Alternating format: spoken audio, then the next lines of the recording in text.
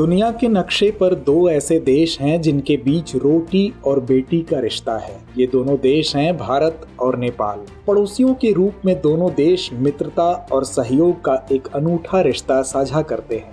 इसका अंदाजा इस तथ्य से लगा सकते हैं कि दोनों देशों के बीच खुली सीमाएं हैं, जिसकी वजह से ये सीमा पार लोगों की मुक्त आवाजाही की एक लंबी परंपरा साझा करते हैं। वहीं आंकड़ों पर नजर डालें तो भारतीय विदेश मंत्रालय के मुताबिक भारत में करीब 80 लाख नेपाली रहते हैं, तो दूसरी ओर नेपाल में करीब 6 लाख भारतीय रहते हैं। लेकिन धार्मिक, सांस्कृतिक और आर्थिक जुड़ाव के बावजूद भारत और नेपाल के रिश्ते पिछले कई सालों से ठीक नहीं हैं। इसके पीछे की कई वजह हैं, जिसमें कई जानकार चीन के प्रभाव को भी जिम्मेदार मानते हैं। इसी कड़ी में बीते दिनों नेपाल ने नए करेंसी नोट जारी करने की घोषणा की, जिसमें भारतीय नियंत्रण वाले क्षेत्रों के साथ देश का नक्शा दर्शाया गया।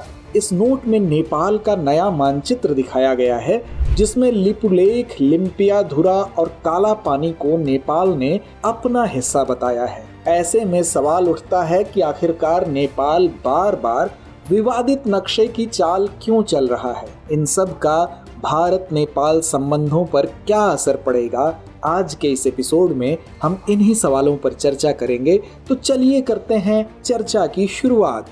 नेपाल भारत के साथ करीब 1800 किलोमीटर लंबी सीमा साझा करता है। इसकी सीमाएं भारत के 5 राज्यों उत्तराखंड, उत्तर प्रदेश, बिहार, पश्चिम बंगाल और सिक्किम से लगती हैं। यह देश 3 ओर से भारत से घिरा हुआ है। संबंधों का इतिहास समेटे इन दोनों देशों के रिश्तों में बीते कुछ वर्षों से उठापटक चल रही है।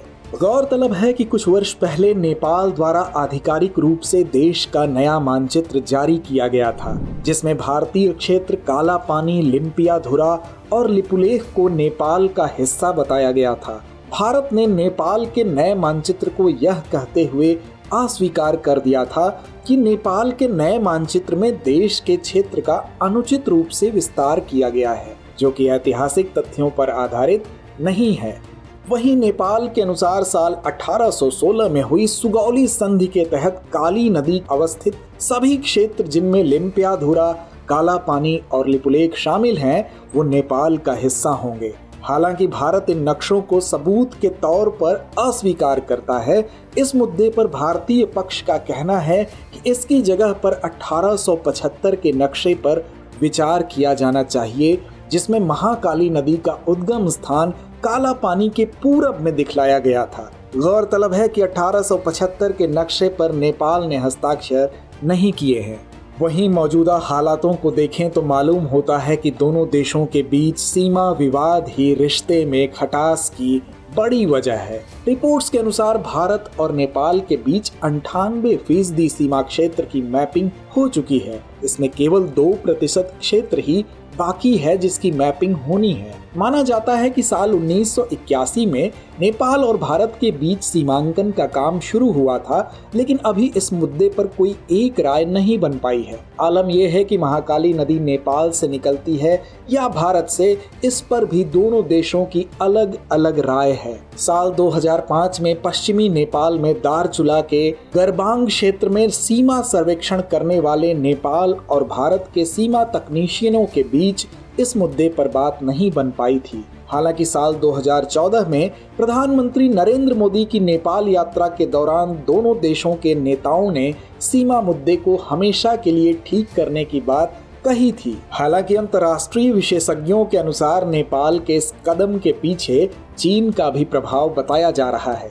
गौरतलब है कि चीन का प्रभाव दक्षिण एशिया में लगातार बढ़ रहा है। नेपाल, श्रीलंका, पाकिस्तान या बांग्लादेश, हर जगह चीन ने अपना विस्तार किया है। ये सभी देश चीन की बेल्ट एंड रोड इनिशिएटिव परियोजना में शामिल हो गए हैं, लेकिन भारत इस परियोजना के पक्ष में नहीं है। भारत के साथ विवादित नक्शे की चाल चीन भी चलता है। ऐसे में जानकारों की माने तो नेपाल का यह कदम चीन के प्रभाव की ओर इशारा करता है। जाहिर है कि नेपाल में चीन के बढ़ते दखल के बाद से भारत नेपाल के बीच संबंधों में पहले जैसी गर्मजोशी देखने को नहीं मिल रही। चीन ने इसका पूरा लाभ उठाते हुए नेपाल में अपनी स्थिति को और मजबूत किया है। नेपाल के कई स्कूलों में चीनी भाषा मंदारिन को पढ़ाना भी अनिवार्य कर दिया गया है। नेपाल में इस भाषा को पढ़ाने वाले शिक्षकों के वेतन का खर्चा भी चीन की सरकार उठाने के लिए तैयार है। इसके साथ ही चीन नेपाल में ऐसा बुनियादी ढांचा तैयार करने की परियोजनाओं पर काम कर रहा है जिस पर भारी खर्च आता है। वहीं भारत नेपाल के आर्थिक संबंधों की बात करें तो आंकड़ों के अनुसार भारत नेपाल का सबसे बड़ा व्यापार भागीदार होने के साथ साथ विदेशी निवेश का भी सबसे बड़ा स्रोत है। भारत नेपाल को अन्य देशों के साथ व्यापार करने के लिए पारगमन सुविधा भी प्रदान करता है। नेपाल अपने समुद्री व्यापार के लिए कोलकाता बंदरगाह का उपयोग करता है। भारतीय कंपनियां नेपाल में विभिन्न आर्थिक गतिविधियों में संलग्न हैं। इन कंपनियों की नेपाल में विनिर्माण, बिजली, पर्यटन और सेवा क्षेत्र में उपस्थिति है। भारत सरकार नेपाल में जमीनी स्तर पर बुनियादी ढांचे के निर्माण पर ध्यान केंद्रित करते हुए समय समय पर विकास सहायता प्रदान करती है। इसमें बुनियादी ढांचे में स्वास्थ्य, जल संसाधन, शिक्षा, ग्रामीण और सामुदायिक विकास जैसे मुद्दे शामिल हैं। वहीं द्विपक्षीय रक्षा सहयोग के तहत उपकरण और प्रशिक्षण के माध्यम से नेपाल की सेना का आधुनिकीकरण भी शामिल है। साथ ही भारतवर्ष 2011 से नेपाल के साथ प्रतिवर्ष सूर्य किरण नाम से संयुक्त सैन्य अभ्यास करता आ रहा है। बहरहाल नेपाल और भारत के संबंधों में उतार चढ़ाव आते रहे हैं, लेकिन दोनों के बीच सांस्कृतिक संबंधों की जड़ें बहुत गहरी हैं। वो इतनी जल्दी खत्म नहीं होने वाली। प्रकृति के द्वारा प्रदान की गई विशेष स्थिति की वजह से दोनों की निर्भरता एक दूसरे पर बनी रहेगी। हालांकि इसमें नेपाल की निर्भरता भारत पर ज्यादा है। तो व्यूअर्स, आज की चर्चा को यहीं विराम देते हैं और नोट करते हैं आज का सवाल। बदलते वैश्विक परिदृश्य में भारत नेपाल संबंधों की समीक्षा कीजिए। डियर व्यूअर्स, अपने एग्जाम की तैयारी को और बेहतर करने के लिए हमारे चैनल को लाइक, शेयर और सब्सक्राइब करना न भूलें।